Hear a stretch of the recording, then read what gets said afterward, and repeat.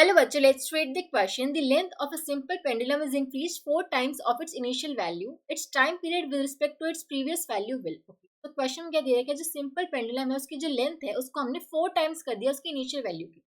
मान लो हमारी जो इनिशियल लेंथ थी वो L थी. अब जो न्यू लेंथ हो गई है वो 4 टाइम्स थी इनिशियल वैल्यू होगी.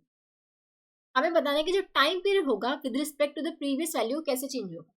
मान लेते हैं जो प्रीवियस टाइम पीरियड था वो T था. ठीक. अब देखो time period of the simple pendulum is given by 2 pi square root of L by G. यहाँ पे हम देख सकते हैं जो टाइम पीरियड है वो स्क्वायर रूट ऑफ लेंथ पे डिपेंड कर रहे हैं. ठीक है, जी और 2 पाई ये तो कांस्टेंट है, तो टाइम पीरियड हमारा स्क्वायर रूट ऑफ L पे डिपेंड कर रहे हैं. तो हम बोल सकते हैं T1 by T2 would be square root of L1 by L2. इसको हम L2 बोल देते हैं, L डैश की जगह. ये हमारी L1 होगी और ये टाइम पीरियड हमारा T1 था पहले. अब न्यू टाइम पीरियड हमने T2 मान लिया.